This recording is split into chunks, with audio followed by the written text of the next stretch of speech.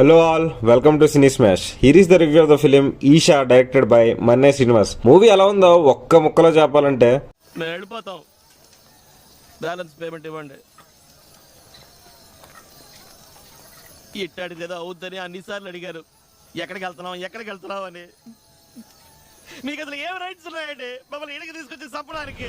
భలే అయిపోయాను భయ్య. మూవీ ట్రైలర్ చూసాక ఆ హర్రర్ అట్మాస్ఫియర్ అండ్ ఆ సౌండ్ ట్రాక్ బాగా వర్కౌట్ అవుతుందేమో అనుకున్నాను, బట్ అస్సలు వర్కౌట్ అవ్వలేదు.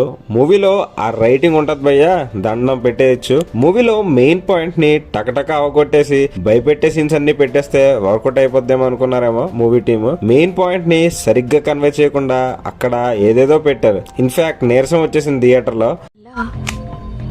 I want to take rest. I want to take rest. I want to take rest. Plot లాంటివి ఏమీ రివీల్ చేయట్లేదు, ఎందుకంటే దాంట్లో అసలు ప్లాటే లేదు కాబట్టి. అక్కడ ఎవరు లేరు కదా సార్. ఎస్, హర్రర్ మూవీస్ అంటే ఒక ఎక్స్పెక్టేషన్ ఉంటుంది స్టోరీ మీద, స్టోరీ ఎలా ఉంటుంది అని. నేను ఒప్పుకుంటా, కానీ ఈ మూవీలో ప్రాబ్లం ఏంటి అంటే ఆ bad writing with that poor execution చాలా బ్యాక్ ఫైర్ అయింది. మరి మూవీలో చెప్పుకునే దగ్గర ఏమైనా ఉందా అంటే ట్రైలర్ లో ఉన్నట్టే కొన్ని సీన్స్ మంచి జంప్ స్కేర్ మూమెంట్స్ బాగా పెట్టారు,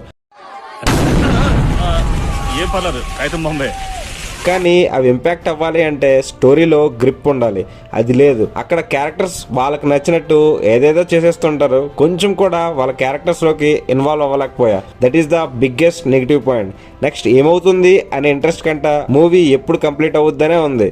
coming to the technical department, director గారు నీరసం తెప్పించారు. బీజిఎం బాగుంది, అక్కడక్కడ హర్ఫిక్ గా ఉంది. And coming to actors performance, just okay performance deliver చేశారు. నాకైతే అంతకేమీ వర్కౌట్ అవ్వలేదు.